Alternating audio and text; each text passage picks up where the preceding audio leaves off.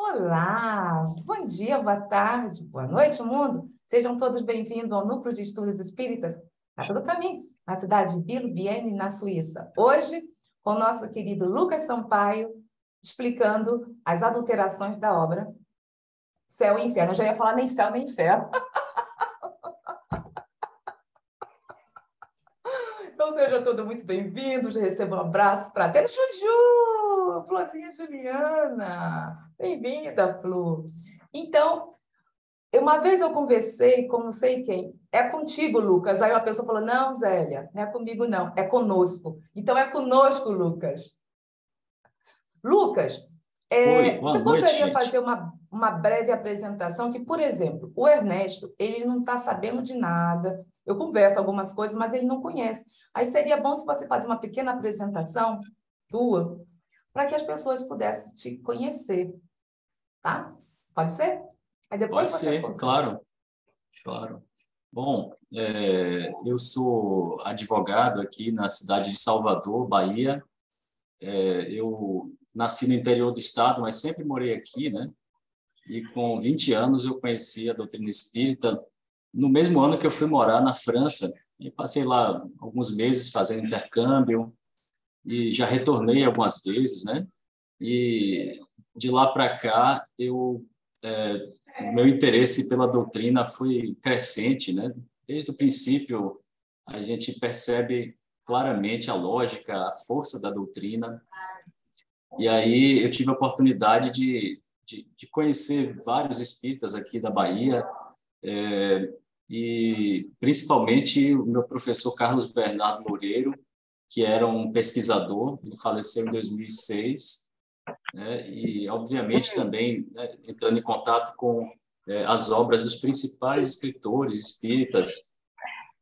E aí, quando o espírita brasileiro vai para a França, obviamente que ele quer visitar, né, os pontos turísticos, né? O cemitério Père Lachaise, o Palais Royal, e depois a gente vai, né, na Rua dos Mártires, né, e vai conhecendo aqueles lugares por onde Kardec passou, né? Aquilo parece que dá uma ideia, né, do que foi o espiritismo, né? Mas é algo apenas assim de fora, porque a partir de 2016 a gente teve contato com o trabalho de Paulo Henrique pelo livro Revolução Espírita. Na verdade, um ano antes, né, eu já tinha lido a obra Mesmer, e aí, a partir da obra de Paulo, a gente compreende o que realmente foi o Espiritismo, né, na época que ele surgiu na França, né? E a gente teve aquela explosão, assim, de uma nova compreensão, uma coisa que eu tenho certeza que todos vocês aqui estão compartilhando, já devem ter tido também contato com a obra dele. E, Zélia, a gente vai falar sobre as adulterações do Céu e Inferno, mas também da obra Nem Céu e Inferno, porque Como é, você ela, quiser. ela, nesse momento, tem uma importância muito grande para a gente compreender o que foi que aconteceu, né? Com essas obras conclusivas de Kardec, né? Tudo naquele período decisivo, que hoje vem confirmar a necessidade da gente ter uma nova visão com base na proposta de autonomia moral, que era exatamente a moral espírita. Então, eu estou acostumado a fazer palestras assim, falando, e de repente as pessoas perguntam, mas eu gostaria também de conversar com vocês, né? Estamos num grupo de estudo aqui que é, é importante a gente saber o que cada um tem pensado a respeito de tudo que está acontecendo agora, né?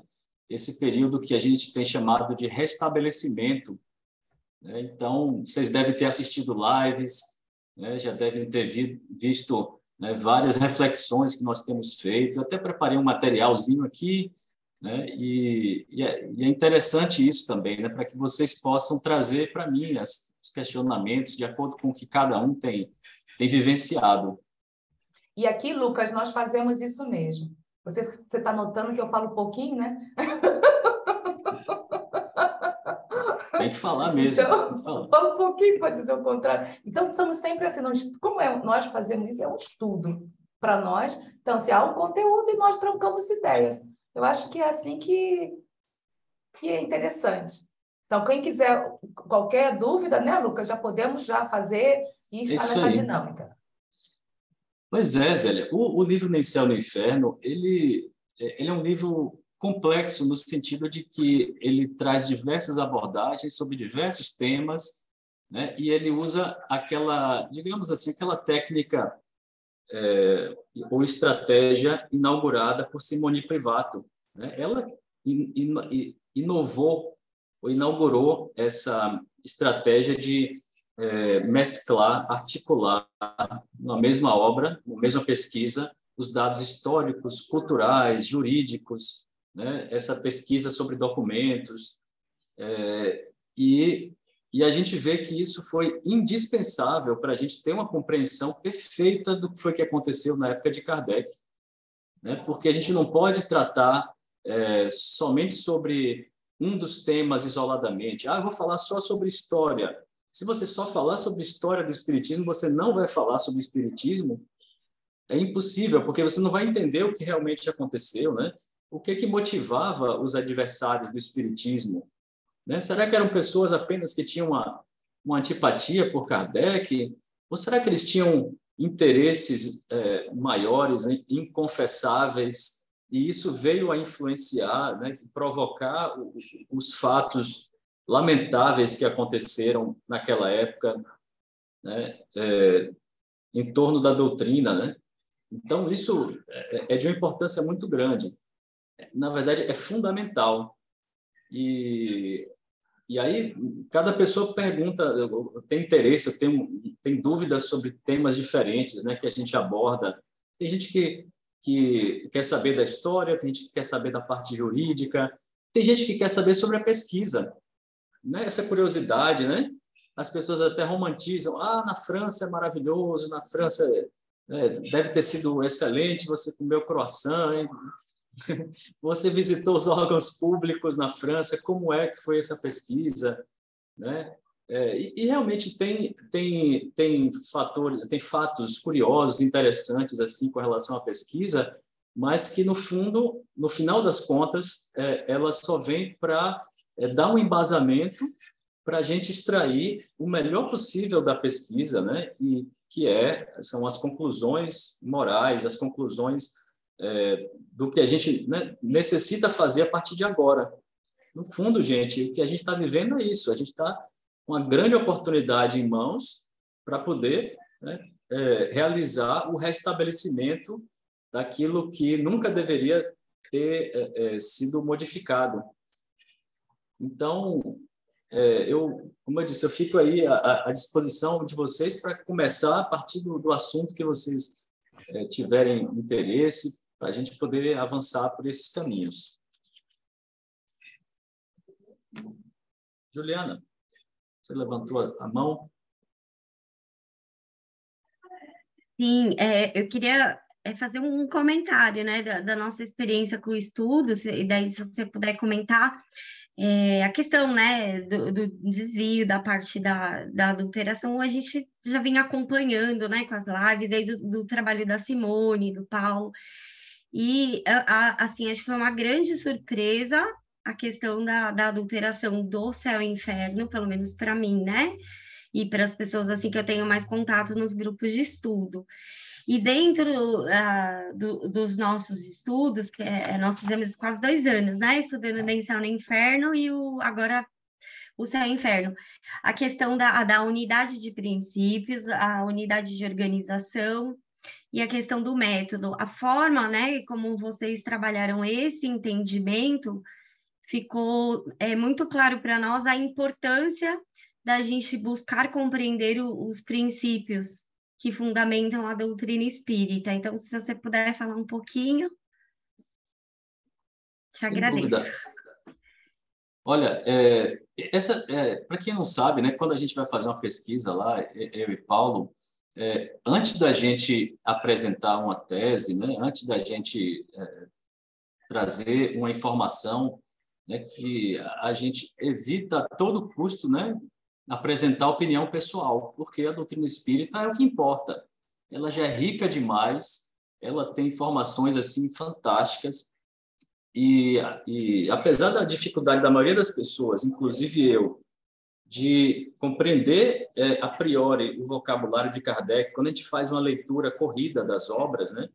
Mas quando a gente pesquisa palavras específicas nos textos de Kardec, Revista Espírita, Codificação, o que a gente percebe é uma precisão no uso da terminologia. Ele tem uma exatidão, né, ao fazer determinadas escolhas, porque quando se trata de uma ciência, como é o Espiritismo, é preciso ter uma regularidade, tem que ter um rigor necessário para fazer a exposição dos princípios, né? E com a questão da unidade, foi algo que a gente precisou utilizar, obviamente, mais uma vez, esse método, essa técnica. E aí, a gente pesquisando, né, descobrindo como essa questão das unidades elas surgiam, a gente começou a fazer pesquisas sobre onde Kardec fazia uso dessa expressão das unidades. E aí a gente encontra ele logo no início da pesquisa, ele percebeu que o Espiritismo, por ser uma ciência e não um sistema dogmático ou religioso ou materialista, ele promovia uma unidade de princípios, né, a partir de uma unidade de organização e de método. Então, a gente começou a localizar, principalmente a partir das primeiras viagens espíritas, 1860, 61 e 62, e ele falava muito disso, porque era um momento que ele estava já muito seguro com relação a esse tema, e ele, então, vai dar conselhos para o movimento espírita, muitos dentre os quais faziam parte de centros, de grupos de estudos, grupos de pesquisas, que estavam contribuindo dentro dessa organização para o método que levava as informações dos princípios, né? Que, dentro do Espiritismo, é fundamental, né? Sem essas 3 unidades não há Espiritismo, porque é isso que mantém a unidade, né, do conhecimento. Sem a unidade da coerência interna, o que ocorre é que as ideias se perdem, se dissipam, né? E ocorrem também os cismas, né? As divisões. Então, ele estava muito atento a isso, principalmente depois que o espírito Erasto falou para ele, né, que iriam acontecer ataques, né, que os adversários já tinham percebido a força da doutrina e por isso que estavam atacando, primeiro abertamente, depois né, sorrateiramente, nas sombras. Então, ele já estava ciente daquilo e, coincidentemente, foi na época que ele conheceu o senhor Rusteng, né? E aí, no livro, a gente necessariamente teve que tocar nesse assunto, porque, se a gente está falando de adulteração, é preciso entender o que estava acontecendo, né? E a gente não apontou o dedo para ninguém, só que, como a gente sabe, né, se tem uma acusação, é preciso compreender aquele contexto do que Kardec estava vivendo, quem eram os espíritas, quem eram os falsos espíritas. E aí a gente encontrou, assim, além das pessoas que atuaram ali na desencarnação de Kardec, né, para aplicar aquele golpe que a gente vai falar depois, a gente teve, desde o princípio, essas pessoas que viram ali a força da doutrina, tinham certas concordâncias, mas, ao mesmo tempo, tinham pensamentos dogmáticos. E eles, então, só concordavam ali com aquela parte inicial, a parte da mediunidade, onde eles realizavam reuniões mediúnicas, mas eles discordavam da teoria moral. Então, ali estava, evidentemente, demonstrado que um cisma estava para acontecer, né?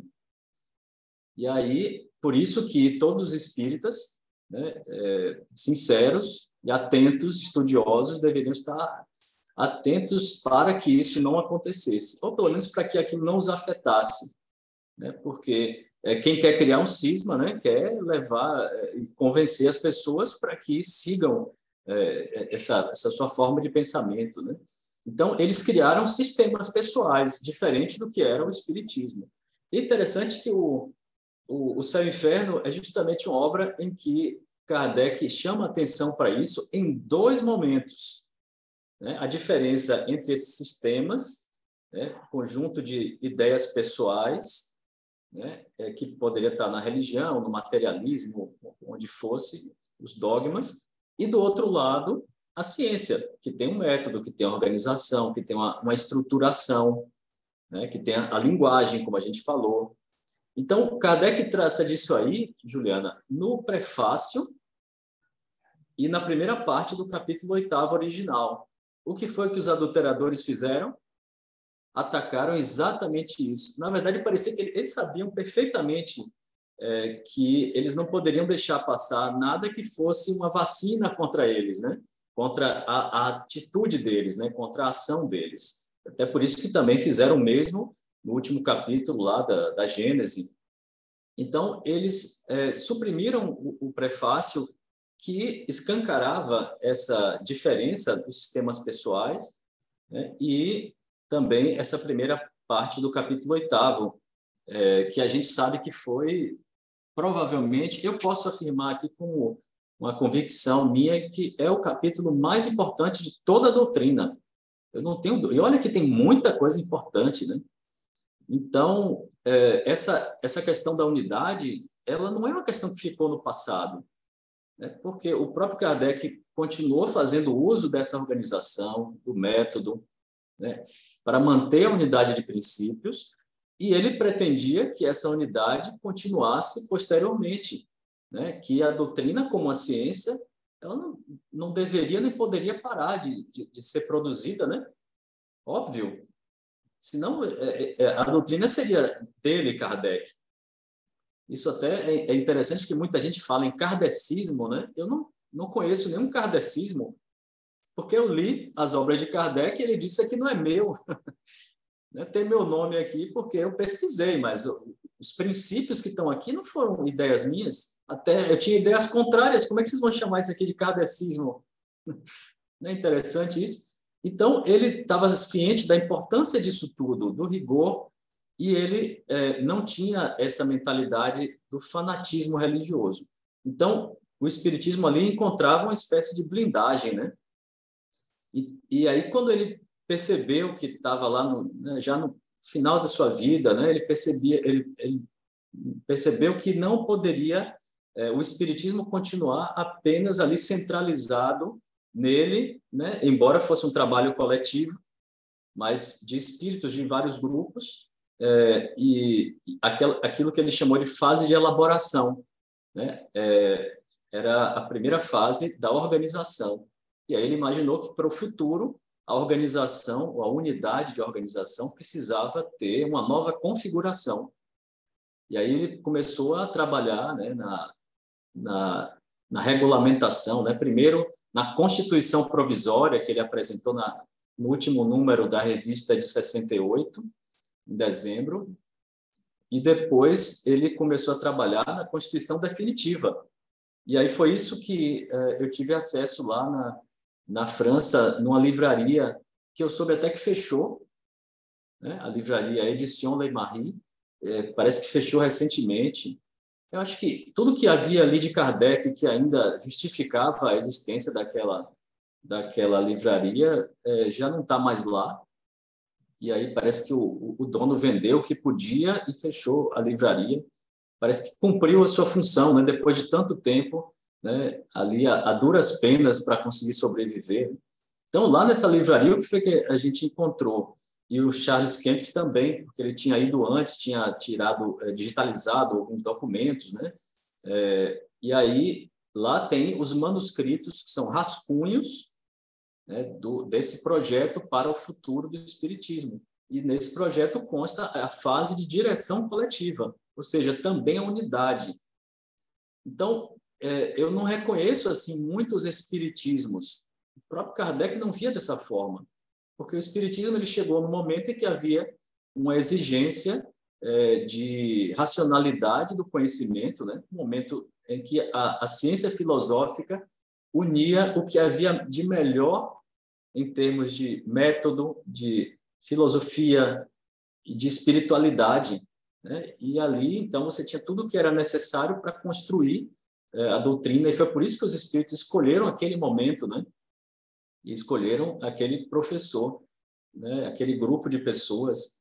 Então, a unidade, eu até escrevi com Paulo e Júlio Nogueira, o advogado que escreveu, meu sócio, né? Ele escreveu 2 apêndices do Nem Céu nem Inferno. A gente escreveu um artigo sobre a organização do espiritismo, né? Porque a pergunta era, se Kardec voltasse hoje, o espiritismo poderia continuar, né? Da forma como se encontra? E aí a resposta foi que não. Nesse momento, a unidade foi quebrada. O que foi que aconteceu, né? A gente está falando aqui de um livro que faz 2 denúncias principais. Uma adulteração, né? E um golpe que permitiu que as adulterações acontecessem, né? As adulterações de O Céu e o Inferno e da Gênese. Depois teve a adulteração, né, de comunicações na Obras Póstumas, e também o livro Catálogo Racional, tecnicamente, também é adulteração, tá? Porque ele teve o pedido de impressão e o depósito legal depois da desencarnação de Kardec. Então, tecnicamente, né, a questão do conteúdo é outra coisa a se avaliar. Então, o que aconteceu foi que, nesse golpe, as pessoas que, ao invés de prosseguir, né, colocar em prática o que Kardec tinha previsto, eles criaram apenas uma empresa comercial para obter proveito econômico, né, e manter ali também o seu poder, né, e aquilo terminou permitindo a aproximação de pessoas que tinham interesses pessoais. Então, nesse momento, o espiritismo já tinha quebrado a sua organização, né? Tinha quebrado o método e, finalmente, a unidade de princípios ela ficou congelada, ficou paralisada no tempo. E um dia vai voltar. Essa é a notícia boa, né? Um dia vai voltar, pessoal, porque a compreensão das leis naturais é necessário, é inevitável, né? Tudo caminha para o conhecimento dessa lei, que é a lei única que o Espiritismo estuda, como Jesus apresentou também. Então, as unidades, né, precisam ser retomadas, e esse é um trabalho que depende desse ente de razão, a gente compreender que está vivendo um momento de restabelecimento. O Espiritismo ele é progressivo, né, como Kardec bem definiu, ele tem uma progressividade, e isso, né, não exclui que em algum momento, em alguns momentos da sua história, possam acontecer tropeços, né, em razão de ataques externos. Mas, felizmente, o Espiritismo é uma doutrina dos espíritos que ela é indestrutível. Então, a gente pode retomar quando as condições culturais permitirem. E é isso que está acontecendo agora, né? A gente está voltando a compreender para reconstruir isso. E esse é o trabalho que cabe a nós hoje. Beleza? Temos muito assunto aí, né, gente? Então, eu estou prosseguindo aqui. Vocês não estão perguntando, né? Eu imagino que as pessoas tenham dúvidas também. Oi, Clarice. O Lucas e a Clarice. Olha, a Obras Póstumas ainda não foi revisto, foi? Não, Obras Póstumas... Quanto a duração? Obras Póstumas não foi lançada por Kardec, nem mesmo na primeira edição, né? Mas foi lançada pelo Ley-Marie depois que Madame Allan Kardec, Amélie, desencarnou. Ele esperou ela, né, desencarnar para poder lançar uma obra para confirmar suas teses, né? E também por outros fins, já que ele tinha em mãos ali uma livraria e que ele precisava fazer funcionar, né? Com a editora também. Mas o que a gente sabe, que ficou denunciado desde a obra Autonomia, é que tem uma comunicação ali que foi adulterada não uma, mas 2 vezes. Né? Ele adulterou, eu acho que na Revista Espírita, e depois, de novo, modificou mais uma vez para colocar no Obras Póstumas, e, felizmente, foi encontrado o original ali na livraria dele próprio. Quer dizer, o próprio Leymarie, ele tinha em mãos o documento e ele fez a adulteração. Né? Ele deixou as provas do que ele tinha feito ali. Do né? crime. Ai. Pois é. E você falou em progressividade, né? Então, assim, ó, eu vejo que a gente está, no grupo, né? Tantos outros estão retomando, né, todo o conhecimento, a história, fazendo uma recapitulação para abarcar o conhecimento correto, né? Mas, por exemplo, existe alguma coisa nova que possa seja publicada daqui para frente, assim, alguma instrução nova dos espíritos sobre este momento? A parte do que está sendo feito, né? Que foi essa revisão do passado, essa retomada histórica. Na verdade, Clarice, eu entendi, sim. Não tem nada mais que possa modificar a nossa compreensão sobre os princípios, apenas aprofundar o que a gente já sabe, porque a verdade é que a gente teve acesso a todos os manuscritos de todos os acervos que estão disponíveis. Não apareceu mais nenhum. Né? No mesmo momento, apareceram 3 acervos diferentes. E o mais importante era a gente saber exatamente disso. E a história, né, foi contada, e agora nós temos outros manuscritos que são de questões secundárias, mas, em essência, nós estamos hoje de posse daquilo que é mais importante. E durante essa pesquisa, também, nós cuidamos de esgotar o assunto com relação à adulteração. A gente confirmou que apenas essas obras foram adulteradas, né? O Livro dos Espíritos não foi, Livro dos Médiuns, Evangelho, o que é o Espiritismo, né? Nenhuma dessas obras foi adulterada. Né? Sandro, quer perguntar alguma coisa? Obrigada. Lucas, é verdade que para nós, pelo menos para mim, tudo isto é uma novidade e é tudo muito recente, mas essa vossa pesquisa já vem de quanto tempo? Sandro, essa pesquisa foi uma surpresa até para mim, porque, embora eu convivesse com um pesquisador aqui, que era Bernardo, né, aqui em Salvador, mas eu apenas era um interessado em conhecer tudo que havia a respeito do assunto, Kardec, Espiritismo, História, que era pouca coisa, né? Então, eu diria que mais ou menos a partir de 2015, 2016, a tecnologia permitiu que, em poucos anos, uma tonelada de informações e documentos, fontes novas surgissem para que a gente pudesse pesquisar. Foi a partir de 2016, 2017, que Paulo começou a vir aqui no Telma, a gente começou a trocar ideias, né? E aí ele foi começando a compartilhar comigo as informações das pesquisas que ele realizava, ou seja, antes até da obra Autonomia. Né? E ele me pedia para dar uma olhada nos rascunhos da obra, né? Mas eu ainda não fazia pesquisa, né? Eu estava cuidando de outras coisas, vida profissional, e acompanhando, né, com muito entusiasmo tudo que estava acontecendo, porque eu já estava assim, encantado com aquelas descobertas. Então, a pesquisa, de fato, de minha parte, ela começou quando Paulo disse, olha, numa reunião mediúnica aqui em casa, que eu faço há muitos anos, os espíritos me recomendaram dar uma olhada numa palavra aqui, numa expressão dessa obra, na primeira edição, e comparar com a 4ª. E aquilo foi o momento em que aquela suspeita, né, se tornou algo relevante, a suspeita de que o Céu e o Inferno também poderia ter sido adulterado. Né? É incrível, né, que acho que quase ninguém falou desse assunto, né? Poxa, a Gênese foi adulterada, Aí todo mundo disse, ótimo, maravilha, todo mundo entendeu, menos a FEB, me parece. Mas aí relançaram a obra aqui no Brasil, algumas editoras, né? No exterior, várias federações, mas o Céu e o Inferno não foi mencionado, nenhuma outra obra, né? Tinha uma suspeita de que as outras também poderiam ser adulteradas, mas acho que as pessoas já estavam escandalizadas o suficiente, não se preocuparam com isso.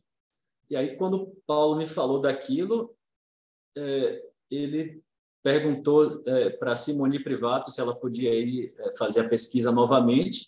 Ela não poderia, mas se comprometeu a orientar outra pessoa. E aí Paulo me ligou e eu fui, depois de algum tempo, concordei em fazer a viagem. E aí sim a pesquisa, né, eu comecei a me inteirar do assunto, né, me aprofundar. Né? Teve até um fato interessante que eu ainda não tinha feito leitura aprofundada, uma comparação, né? Ocupado com tantas coisas para poder viajar, mas uma noite eu estava deitado já na cama para dormir mesmo, quase meia-noite, e aí eu percebi uma intuição, assim, o Código Penal da Vida Futura. E aí foi exatamente lá que eu fui, levantei da cama, e aí comecei a olhar, meu Deus, é muito diferente, é muito absurdo aquilo que está... Né? Foram muitas alterações, né? Começar pelo número de itens, né? O nome Código Penal da Vida Futura não existia na primeira edição original. Então, poucas semanas depois eu viajei e aí a pesquisa sim ganhou uma força, né? Uma importância muito grande. E tanto ninguém tinha essa preocupação com o Céu e o Inferno que essa pesquisa foi toda feita sigilosamente. Diferente da obra, da próxima obra que a gente está trabalhando, que, né, Paulo já vem compartilhando com muitas pessoas nas lives, nas palestras, né? Ele já vem compartilhando os conceitos que vão surgindo, né, para poder testar abordagens diferentes. Mas o Céu e o Inferno a gente conseguiu, então, fazer essa pesquisa mais ou menos, então, ali a partir de 2019 mesmo, foi o ano da viagem. Era isso que você queria saber? Sim, porque... Como é que eu posso explicar? Porque, visto hoje a abordagem da maneira como está feita, e o Paulo tem 2 livros anteriores e um juntamente contigo. Então era só para tentar perceber. Realmente isso era uma questão que eu queria ter posto numa terça-feira, mas realmente faltavam aqui algumas peças do puzzle que era para desencadear aqui outras questões, mas realmente era isso. Beleza. Marisa?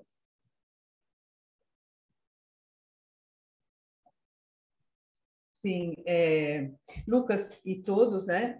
Eu já disse anteriormente que, no caso do Nem Céu Nem Inferno, eu fiz um estudo com uma amiga minha, palavra por palavra, linha por linha, e cada dia nós fomos nos surpreendendo mais. Além de toda a ressignificação dos termos, né, que nós estudamos, como punição, castigo, reparação, prova, enfim, expiação e por aí vai, eu desconhecia completamente muita coisa e principalmente a forma como Kardec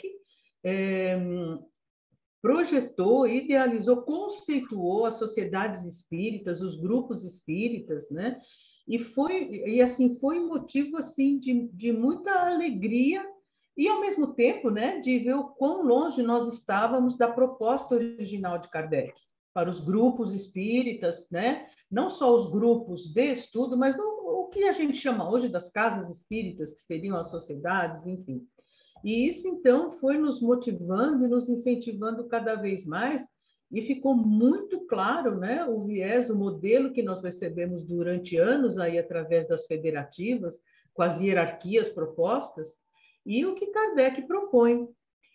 Então, eu digo que esse livro é o meu xodó mesmo, para mim foi um divisor de águas, porque me despertou, eu e a Cláudia, minha companheira de estudo, porque abriu um horizonte, é como se tivesse aberto uma janela panorâmica para a gente entender o que é realmente o espiritismo, mas mais do que isso, a forma como Kardec propôs os grupos espíritas, as sociedades espíritas, o cuidado que ele teve.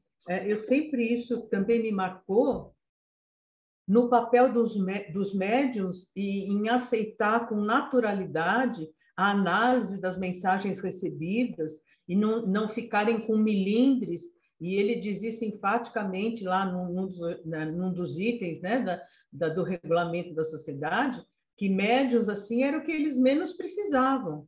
Por quê? Pessoas que deixassem, se abstivessem da sua personalidade, né, do persona, da vaidade, do orgulho, enfim, para o trabalho, né, em prol, o trabalho científico, sério, no crivo da razão.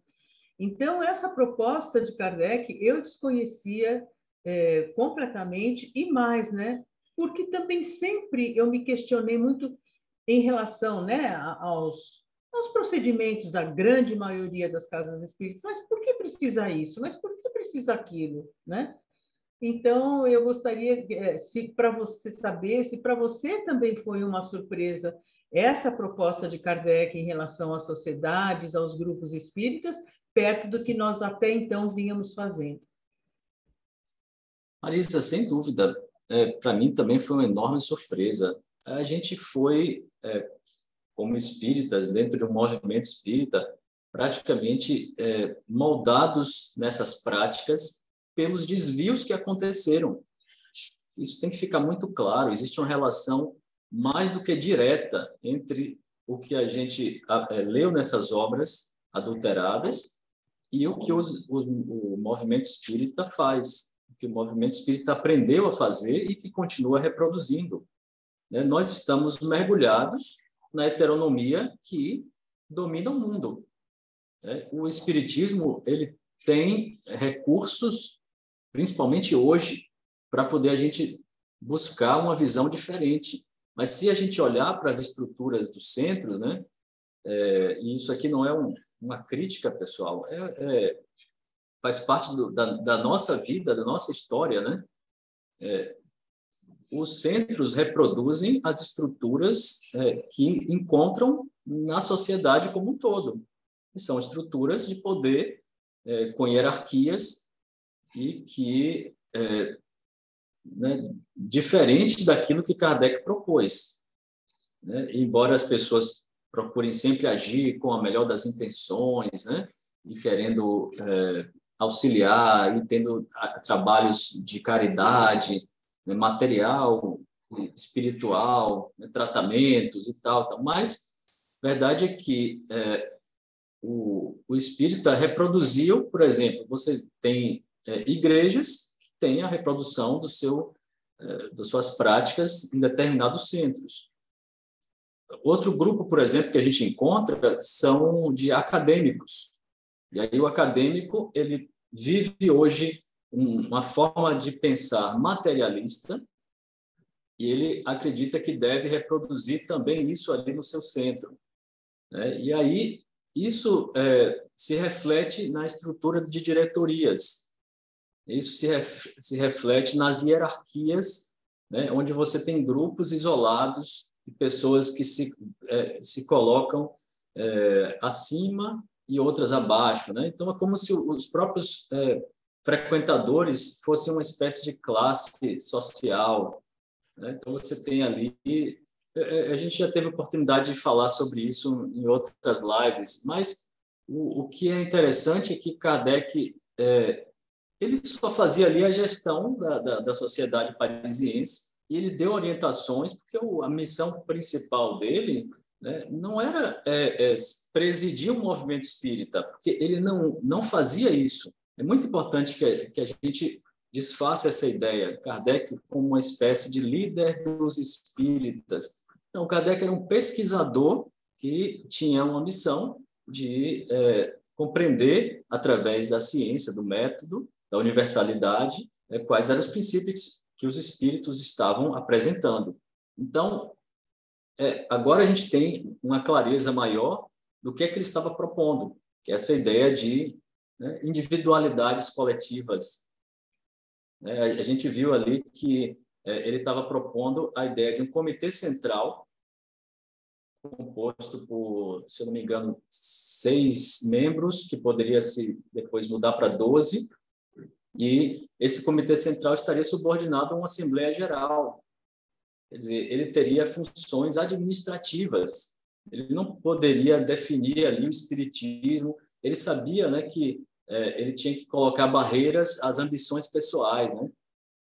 Então, ele submetia tudo a uma coletividade maior que fosse possível para que, porque ele acreditava no bom senso, né, das massas, né, da quantidade maior de pessoas que estivessem em vários lugares e que também estariam fazendo as suas pesquisas com relação aos princípios doutrinários, pesquisas mediúnicas, né? Então, essas pessoas também estariam ali dialogando com os espíritos, né, atentas à ciência, né, que está no livro dos médiuns, para que os espíritos pudessem ter uma espécie de controle universal daquilo que iria surgir e iria se unir em torno de novos princípios, ou até correções de entendimentos anteriores.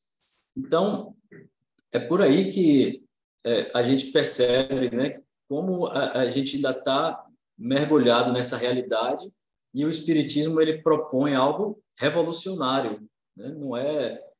Não é uma pessoa ou um grupo mandando nas outras, né? Você tem uma moral que determina a forma de proceder, essa moral autônoma. Ela não é baseada em autoridade, como acontece em sistemas e denominações religiosas, né? Autonomia baseada no entendimento. A gente precisa primeiro entender, né? E o que tem autoridade não são pessoas, né? Mas a própria razão e aquilo que a razão demonstra como verdadeiro.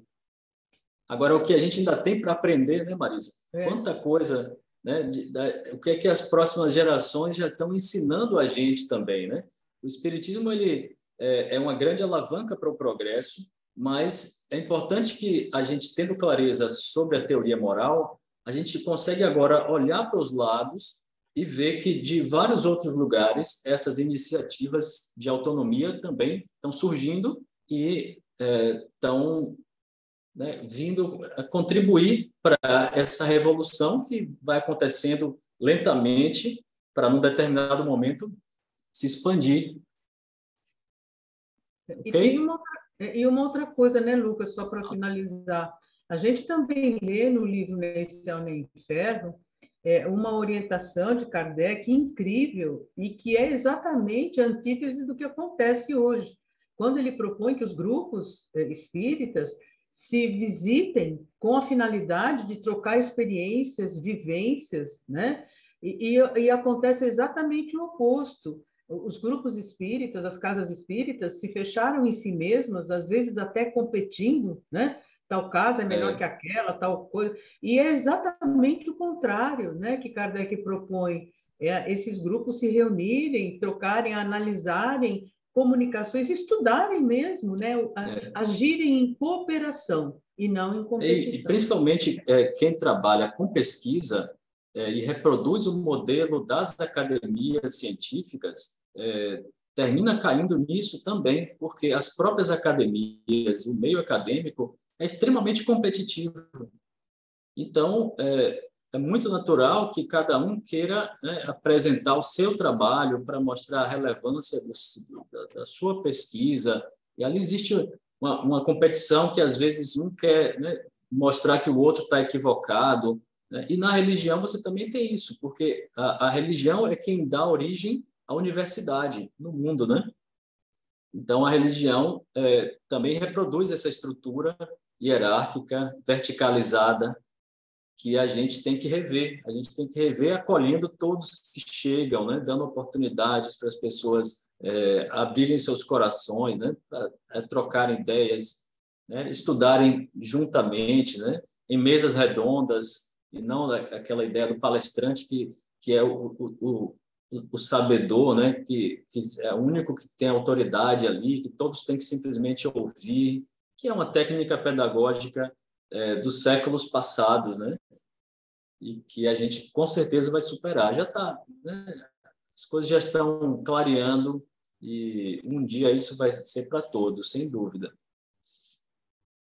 Pois é. O que você estava falando sobre o palestrante que fica como centro das atenções, sobre os prosélitos, que Marisa está trazendo, é muito importante trazer isso que não ocorre, que não houve.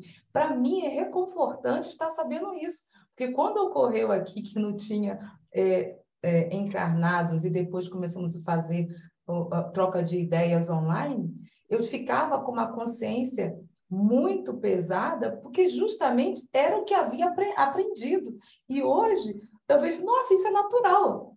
Nós, a gente está trocando, e isso é uma coisa que tinha em mim, que vim de um grupo pequeno, então nós tínhamos, conversávamos e tudo isso. E depois, quando eu saí disso e vi, ué, alguma coisa está errada aqui. Não é só o ser ficar lá na frente falando, trazendo um tema, e as pessoas ficarem caladas. E o número cada vez maior de prosélitos, isso não é. Porque o que vai importar realmente é a essência. No fundo, eu estava aqui conversando com as pessoas, com alguns amigos, né? Aí estamos em época de eleição, né? Aí todo mundo começa a falar de um candidato e do outro, e ninguém encontra uma solução. Eu digo, quem quer mudar o país precisa começar pelas ideias. E é isso que precisa ser feito, é isso que vem sendo feito, né? Está dando esse grande alento, essa esperança para a gente.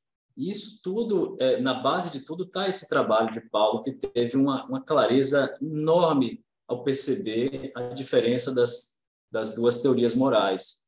Então, se a gente está conversando sobre essas diferentes formas de ver, né, é porque a gente tem hoje a clareza do que ele apresentou e a clareza do que a gente viveu, né? E a gente faz parte desse processo, a gente aprendeu assim, a gente entendia que essa era a maneira correta e muita gente ainda entende dessa forma. Então, o movimento espírita foi vítima de um desvio enorme que aconteceu na França e que se reproduziu aqui no Brasil também, e que do Brasil a gente mandou para o mundo inteiro, não foi? Né? Desculpa, eu estou com a garganta meio ruim. E aí a gente divulgou esse espiritismo que chegaram a dizer até que era uma religião, e na verdade não é uma religião, é uma forma dogmática de enxergar o espiritismo. O espiritismo é uma ciência filosófica que depende de uma pesquisa e que não pode ser alterado em razão de interpretações pessoais. É muito diferente. Então, essa forma de ver a doutrina, né, de maneira heterônoma, nós também, né, cada um de uma maneira ou de outra, né, também caímos nessa, né? Meu professor Bernardo aqui, ele costumava recomendar que a gente lesse o Código Penal da Vida Futura, que hoje a gente sabe que é falso, né? É uma adulteração a mais grave de toda a codificação. E ali a gente, né, quem não tem ainda o livro aí, precisa urgentemente conhecer essa obra, né? Inclusive, toda essa história que a gente conta no livro está lá bem resumida, né, e explicando a importância da teoria moral para explicar, né, os fatos históricos, né, a parte jurídica, está tudo bem explicado ali na introdução. É uma verdadeira edição para estudo, né? Então, a gente tem hoje essa segurança por causa dessa diferenciação, dessa pesquisa aprofundada que Paulo fez sobre o tema da revolução moral baseada na moral autônoma. E aí, pessoal, vocês me permitem aqui fazer a apresentação do... Eu tenho muitos slides aqui, mas que foram sendo juntados de outros trabalhos anteriores, né?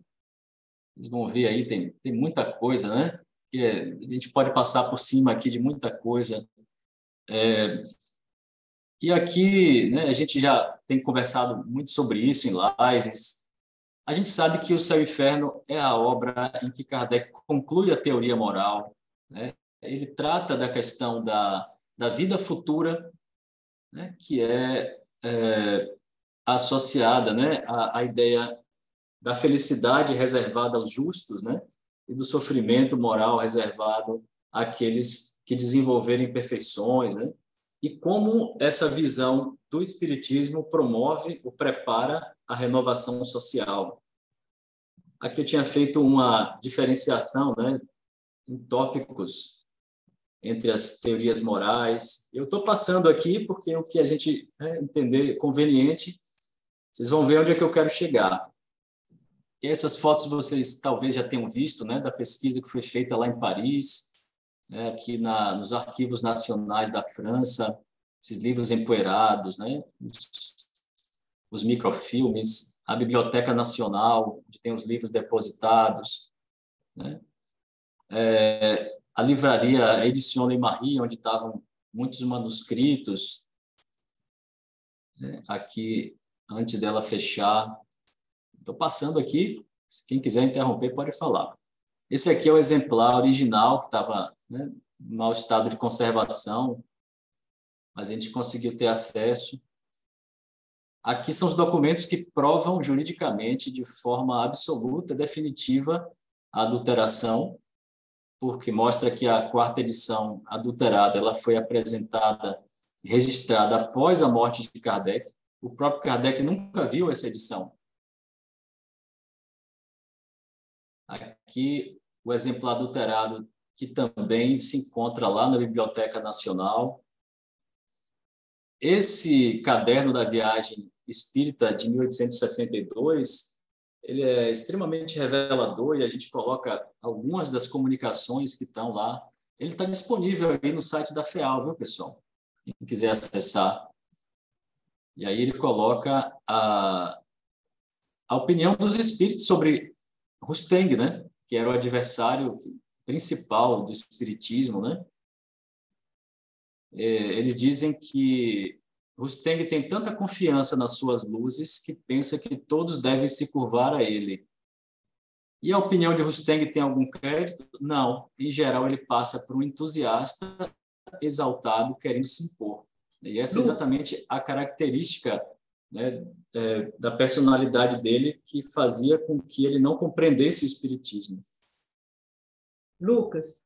Oi. Aí, se você me permite um comentário, os espíritos até que foram generosos, porque dizer que ele não passa de um entusiasta exaltado, querendo se impor, é pouco perto do que a gente viu, né, que Rusteng fez, quer dizer, uma fascinação, uma vaidade, né, uma soberba pela possibilidade, né, e de um ego exacerbado aí de querer substituir Kardec, né, enfim. Então, acho que os espíritos foram até generosos, como sempre, porque, pelo entendimento que quando a gente lê no livro, né, do golpe dado, é muito mais do que isso, no meu entendimento. Isso foi em 62, né? Rusteng, ele convida Kardec para ir à sua casa de campo, e Kardec, sabendo quem era ele desconversa lá e diz que não deu tempo, né? Depois manda a correspondência de volta.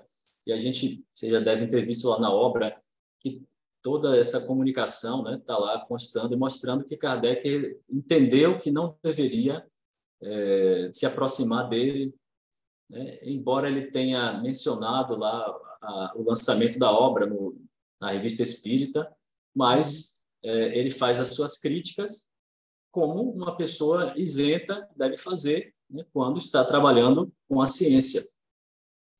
Então, os espíritos, nesse momento, ainda não havia o lançamento dos 4 evangelhos, que só aconteceria 4 anos depois. Então, a rigor, o próprio Rusteng poderia ter escolhido não prosseguir, né? Mas esse foi o caminho que, em razão de seu orgulho, ele seguiu, lançando os 4 evangelhos e fazendo uma oposição frontal a Kardec, né? E depois, né, utilizando críticas muito fortes depois que ele desencarnou, tudo mais. Bom, isso com relação aos adversários do espiritismo não faria sentido, não teria importância se não explicasse o que aconteceu. desde 1865. Né? Esse foi um ano importante, o ano do lançamento do livro O Céu e o Inferno, em que aconteceu muita coisa, né? E a primeira delas foi aquela doença que Kardec teve no mês de janeiro, no final do mês, e que quase ele bate as botas, né? E aí aquilo mudou a forma como ele estava ali trabalhando no dia a dia, ele teve que se afastar para poder se recuperar. E, ao mesmo tempo, né, o trabalho de Rusteng e de seu amigo André Pesani foi recrudescendo no sentido de combater o espiritismo e criar um cisma. Né? Então, dentro da sociedade parisiense, nós tivemos a figura do D'Ambel, que resolveu criar o seu próprio jornal aqui, ó, o L'Avenir. Esse ia ser o primeiro golpe, né, que era, através desse jornal, eles queriam criar essa divisão e trazer assinantes lá para essa revista e, de alguma maneira, afastar a atenção dos espíritas com relação ao trabalho que Kardec vinha realizando. E o André Pesani, ele contribui nesse jornal, inclusive, né? No mesmo ano de 65, ele lança a sua própria obra, que é Os Bardos Druídicos, né? Síntese filosófica no século XIX. Essa obra é uma obra em que há críticas muito fortes ao espiritismo. Ele não acredita no método da universalidade, né? Tudo isso mostrava ali que eles estavam fazendo essa defesa da heteronomia. Ao mesmo tempo, havia jesuítas infiltrados lá na sociedade parisiense. E depois do lançamento do Céu e Inferno, Kardec questiona a um espírito, se eu não me engano foi o Erasto, e Erasto ele fala do que vinha acontecendo, né, nos bastidores. E o que nós temos é que os jesuítas infiltrados estavam, né, tentando de toda forma atacar, né, o lançamento do Céu e Inferno, e não estavam conseguindo, porque o rigor da lógica da obra era muito grande. Então, eles procuravam de toda forma e não conseguiam. Estavam desesperados e haviam comprado uma quantidade enorme, né? Se eu não me engano, mais do que 1/3 dos exemplares tinha sido comprado pelos próprios jesuítas. Então, veja como, no momento em que ele vai falar sobre a coisa que mais incomoda é o momento em que os adversários mais se desesperam. Exatamente os dogmáticos. Os dogmáticos, para eles, né, isso aí é muito caro, né, para eles. Isso aí é muito importante. O que é que vai acontecer, né, no mundo espiritual após a morte? Eles acreditam, sim, no céu e inferno, e no céu e inferno como recompensa e como punição, como castigo divino. E aí, por isso que a gente lança aqui, ó, nem céu nem inferno, para dizer, ó, nós não acreditamos nisso. Kardec não acreditava nisso. Ele chegou a essa conclusão de que a moral não era baseada nem nas recompensas do céu, nem nos castigos do inferno. E aí entra isso que a gente conversou aqui, né? Ressignificações. Essa obra que fala sobre vida futura, que fala sobre conclusão da teoria moral, que fala sobre dogmas, ela propositadamente faz as ressignificações. E isso foi extremamente corajoso da parte de Kardec, né? Foi uma decisão assim muito clara em não criar novas expressões. Ele preferiu utilizar as expressões correntes, como, por exemplo, expiação, como castigo também ele usa, e punição, e ressignificar. E sem entender as ressignificações, a pessoa não consegue avançar aqui. Eu tenho visto uma diferença muito grande entre as pessoas que têm entendido esse movimento, né, e as que não têm entendido e que têm feito críticas enormes. As pessoas têm feito críticas exatamente porque não entenderam isso. Sem a base, sem o estudo, ninguém vai entender como as pesquisas estavam se desenvolvendo, não vão entender como Kardec chegou a essas conclusões, não vão entender que não é possível, né, na progressividade, ele chegar à teoria da autonomia e depois voltar para uma heteronomia que nunca existiu. Né? Então, conhecendo a teoria moral autônoma, né, nós temos todas essas chaves que permitem a gente ter a certeza, né, do que aconteceu, né, com relação aí aos adversários, como é que eles pensavam, como foram esses ataques, por que eles queriam, né, manter esses dogmas, o que eles buscavam. Tá? Quem vai perguntar aí? A Juliana, Marisa? Marisa foi primeiro, né? Assim, Lucas, isso que você acabou de falar é tão lógico que não tem o menor sentido, que não haveria um retrocesso da parte de Kardec, que nós não conseguimos ter argumentos para que as pessoas entendam isso, porque é tão lógico, é evidente que Kardec não voltaria atrás, né? Porque a doutrina espírita ela é progressiva, né? Então não tem sentido lógico, né? A gente vê isso claramente na adulteração, no próprio livro da Gênese, no próprio livro Céu e Inferno também. Não faz o menor sentido, né, que Kardec voltaria atrás e retrocederia em relação aos conceitos. Então, é um absurdo, né? Eu acho que como não existe nenhum outro argumento, eles usam desse para poder se convencer, sabe? Não tem cabimento isso. Na verdade, Marisa, eu entendo que a maior razão é o desconhecimento sobre tudo que está acontecendo. A gente está vivendo um processo. Não é uma notícia que saiu no jornal.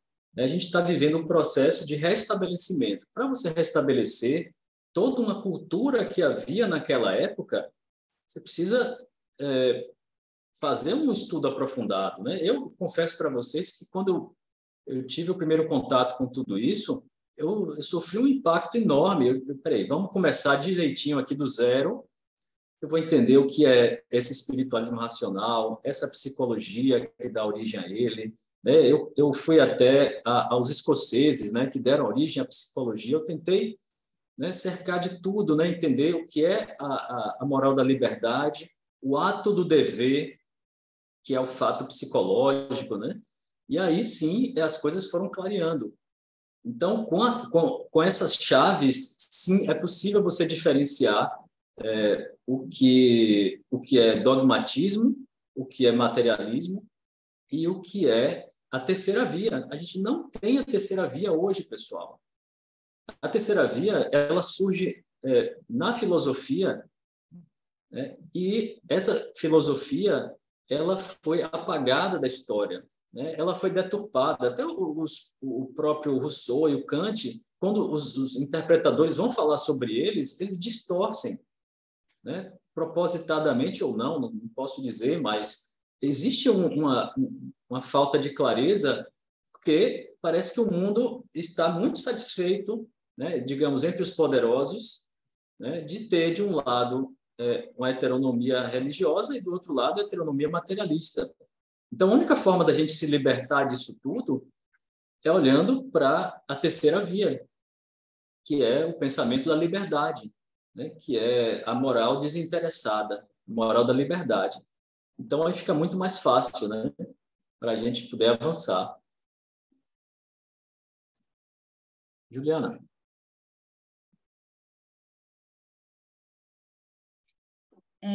Estava refletindo no que você estava falando, né, na questão do Pesani, das explicações gerais.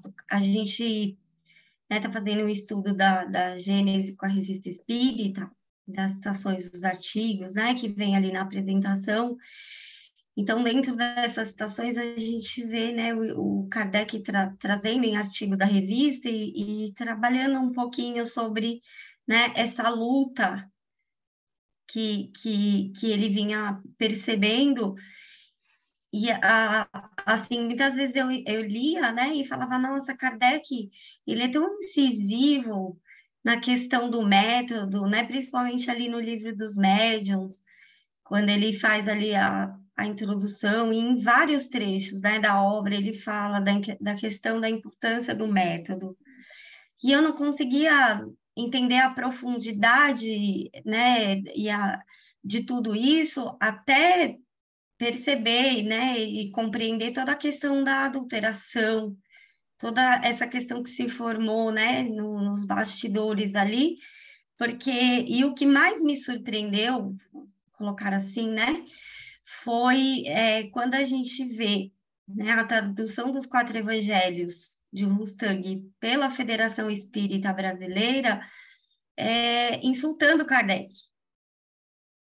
Né? Então, assim, uma instituição, né, que tem uma representatividade para o movimento espírita, que é diferente né, da doutrina espírita, e os próprios, né, processos que a gente vê, né, de se colocar como obrigatoriedade de se estudar a moral, né, dos 4 que propõe Rustang nos seus evangelhos, que é o oposto da moral espírita. E essa questão que você falou, né, desse levantamento histórico que o Paulo trouxe, o que mais me chamou a atenção foi quando ele falou, né, qual é a proposta moral espírita. E a gente vê a gente paralisado quando ele faz essa pergunta nesse momento. Porque todo esse resgate moral faz com que a gente tenha um outro entendimento do contexto em que surgiu o Espiritismo e da importância, né, dos valores, do entendimento, das ideias em que ele vem trazer como esclarecimento das leis que regem o mundo moral. É isso. E então essa dicotomia aí de heteronomia e autonomia, ela está na base da própria adulteração, como o fim e o princípio e o meio, né, de tudo que os adulteradores queriam. Então, é por isso que eles vão diretamente no capítulo 8º do Céu e Inferno, que é ali que tinha a mensagem mais forte de autonomia, né?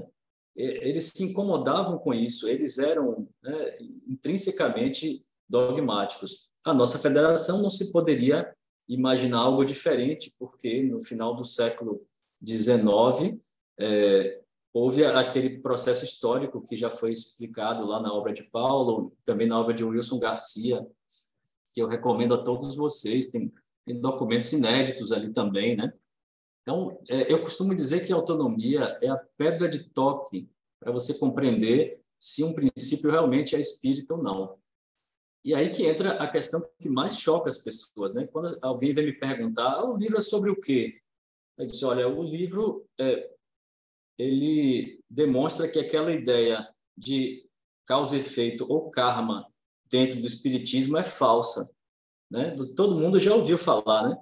E se eu estou sofrendo hoje é porque eu fiz mal a alguém no passado. Bom, mas isso não é espiritismo? Aí eu digo, não é, né? Já se acreditou que era. Todo mundo acreditou nisso. E hoje está provado que não é. Então, isso até choca as pessoas, né? Mas é fruto do momento que a gente está vivendo. Então, eu destaquei aqui de vermelho, olha, que esses adversários fizeram a defesa da heteronomia nessas 2 obras que eles publicaram aqui, ó, em 65, mesmo ano do lançamento do Céu e Inferno, e em 66. Estava tudo acontecendo naquele mesmo momento. É por isso que esse ano de 65, com a doença, com o Céu e Inferno, com os ataques, foi um dos anos mais decisivos, mais importantes para Kardec e para o Espiritismo. E aí, esse é o último período, né, que está na obra em que a gente mostra o que foi que aconteceu finalmente. Kardec estava trabalhando na revisão das obras, e aí, por isso, né, ele já vinha fazendo realmente alterações, mas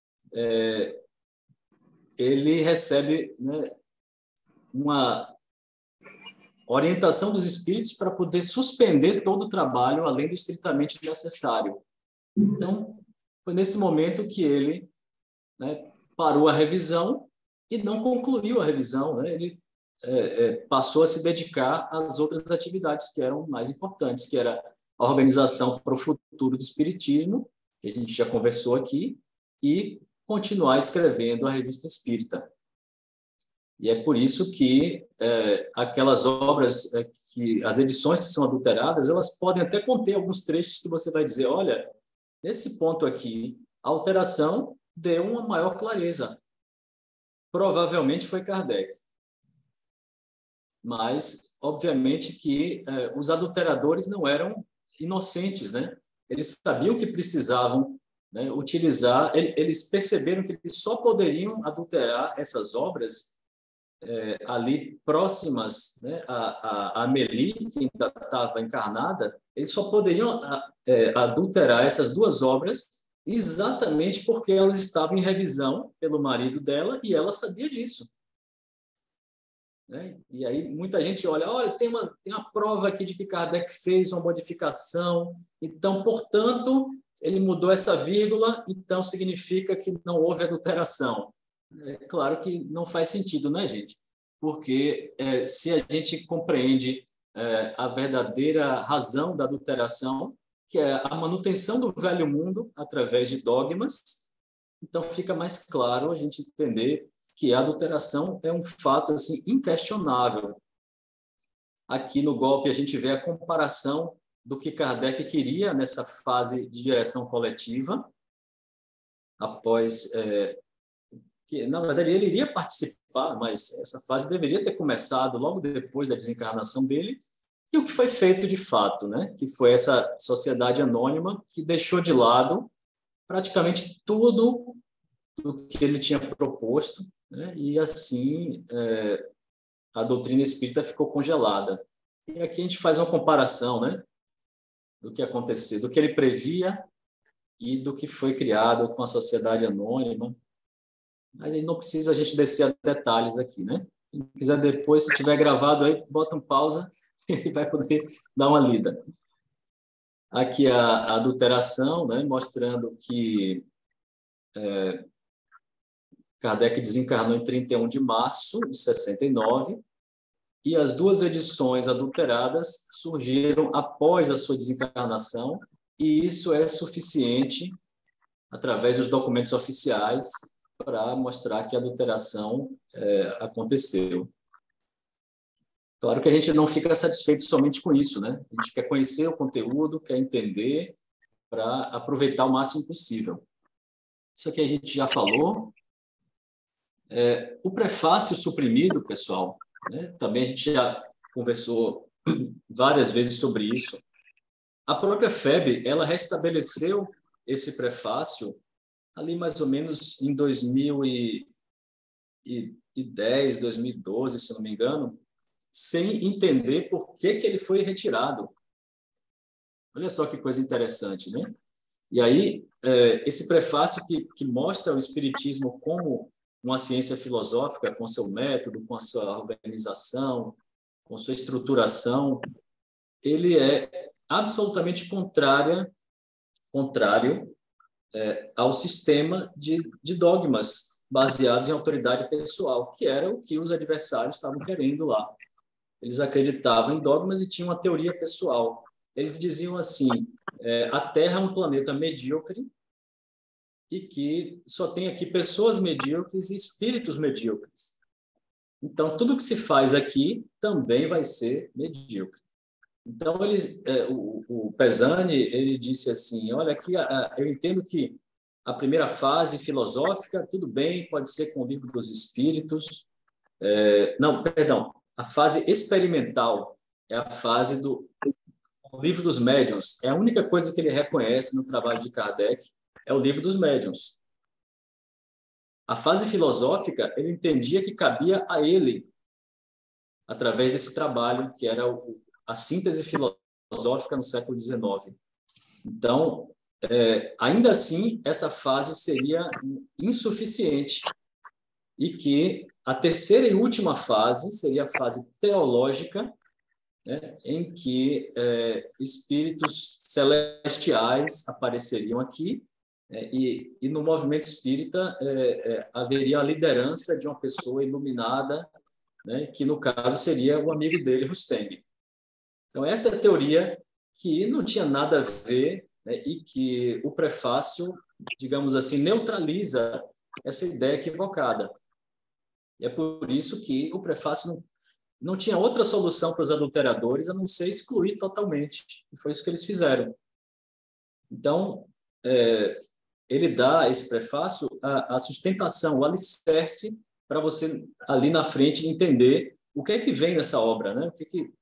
Por que o Espiritismo não é um livro de opiniões, não é um livro sistemático, ele é um livro científico, né? Não é uma mera proposta, né, do que veio da cabeça de um encarnado ou de um desencarnado, de um espírito, né?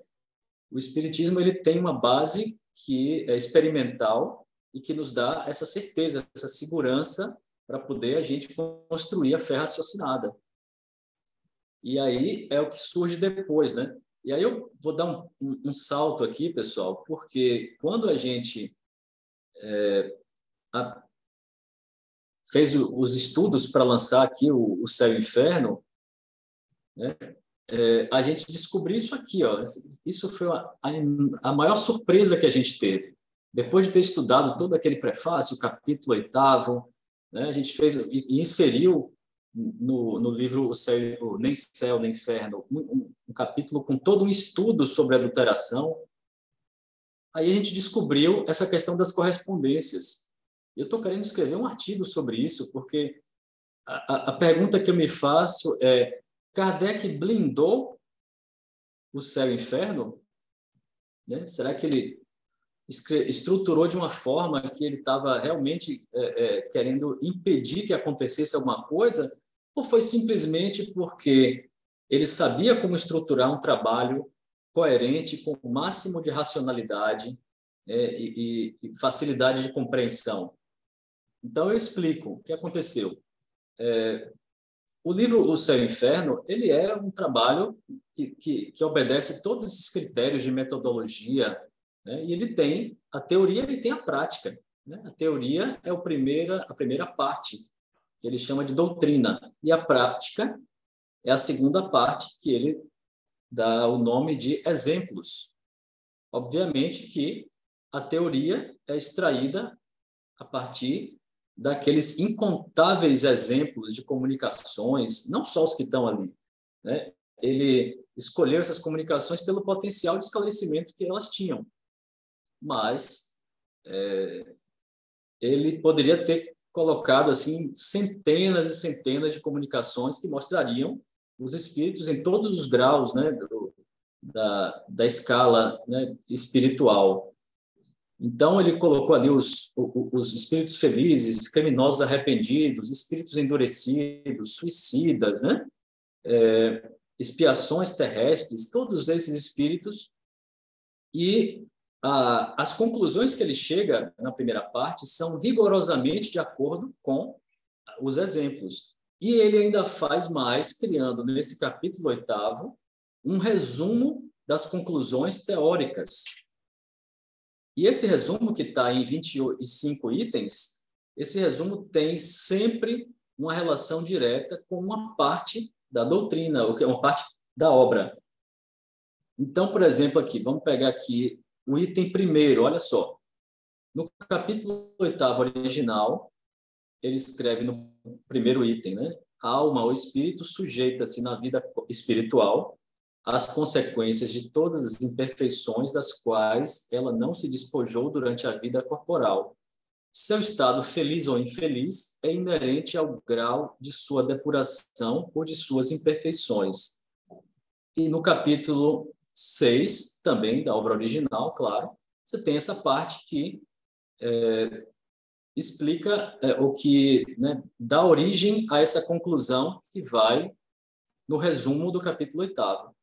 O espírito culpado sofre primeiramente na vida espiritual em razão do grau de suas imperfeições, sendo-lhe então concedida a vida corporal como meio de reparação.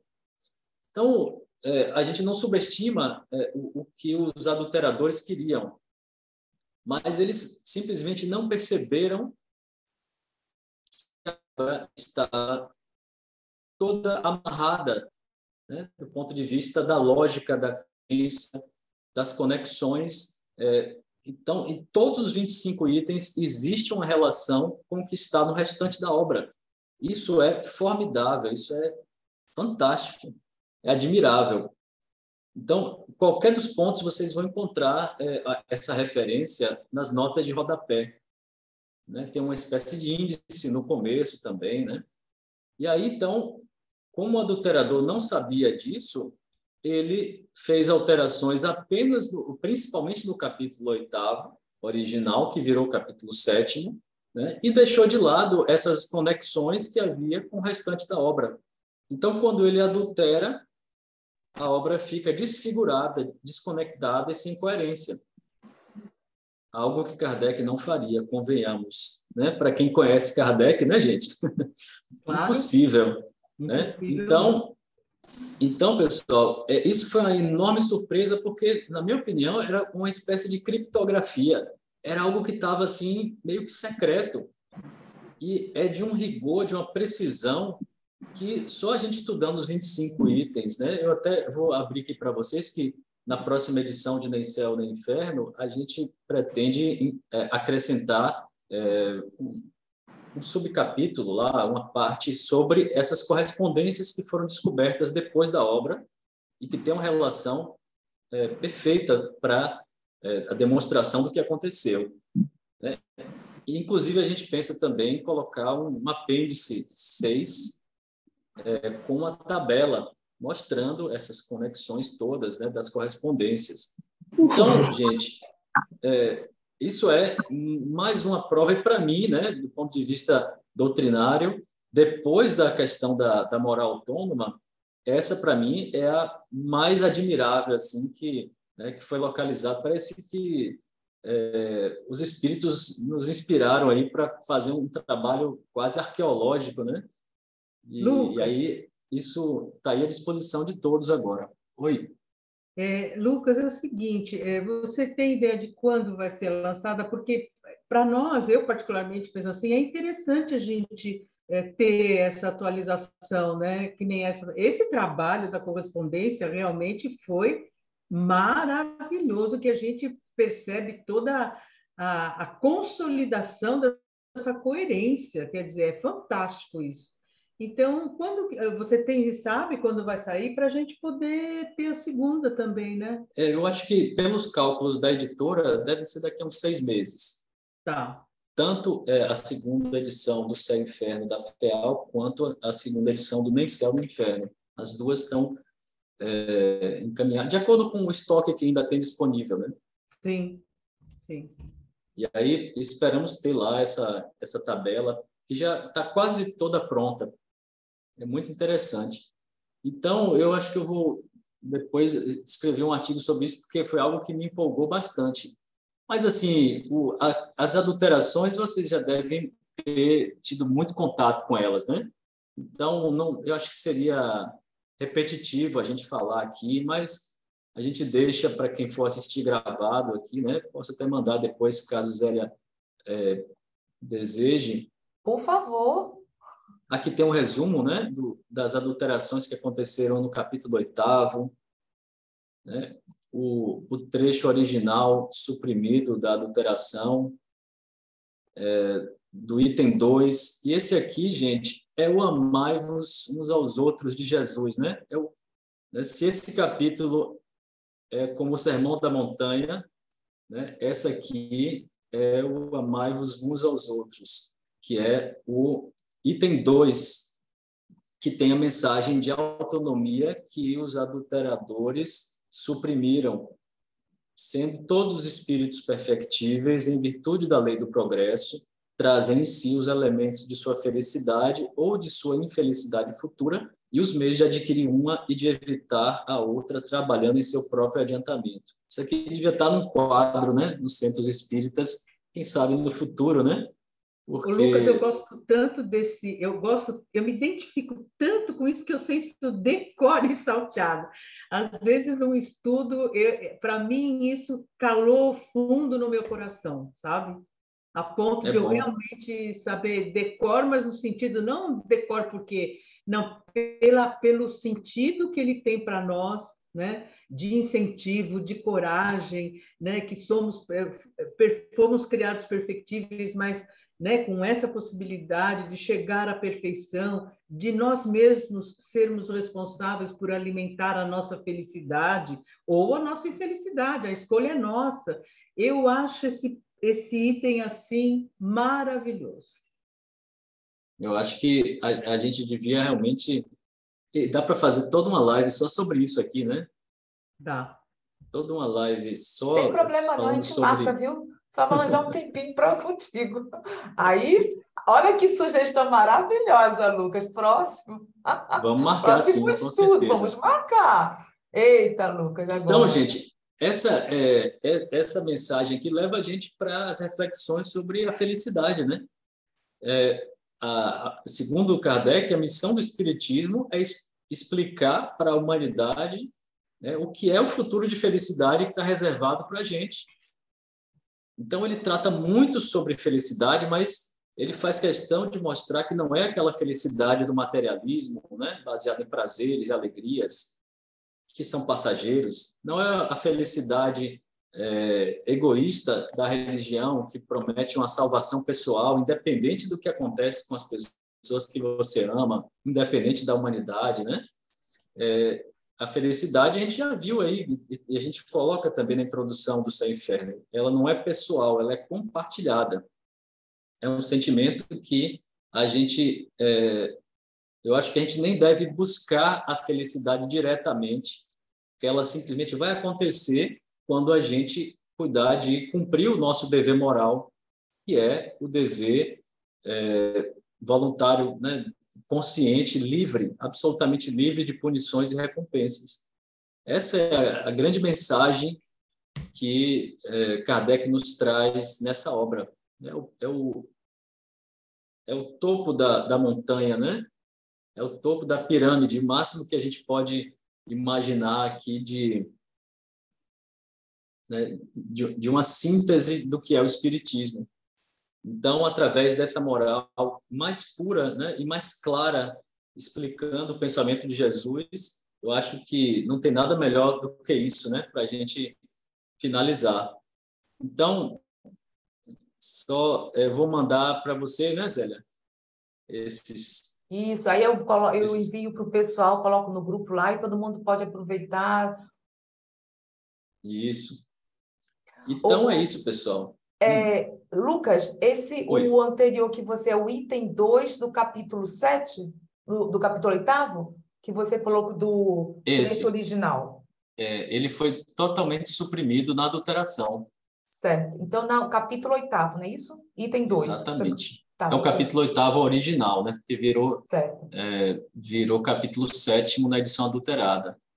Foi nesse capítulo 7º que os adulteradores inseriram aqui os dogmas: castigo divino, punições, recompensas, né? Depois, quem quiser pode olhar, e principalmente os itens 9, 10 e 17. Nossa! Então, pessoal, a mensagem é essa, né? A gente precisa transformar a adulteração em uma grande oportunidade, agora que ela foi descoberta. O próprio Kardec, ele não tinha essa visão pessimista, né? Ele, por ter tão bem compreendido o Espiritismo, é que ele tinha a visão mais otimista possível. Ele chegou a compartilhar isso até com o Rustang lá, numa daquelas comunicações. Ele dizia: confie em mim, olha, o que eu não posso dizer como, mas eu estou enxergando aqui um futuro de paz, de harmonia, né? E que precisamos trabalhar por isso.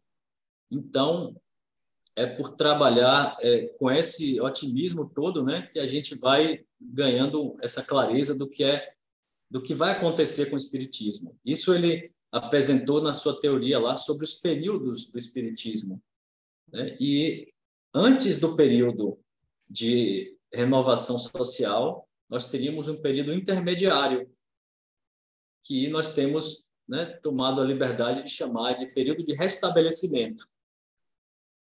Porque só com o restabelecimento do texto original a gente pode ter essa certeza do que o Espiritismo vem fazer e como, né, essa proposta ela se apresenta para a gente trabalhar junto com ela, né, no caminho do bem. Então é isso. Estou à disposição aqui. Se quiserem perguntar, se eu puder conciliar e ajudar, estou à disposição.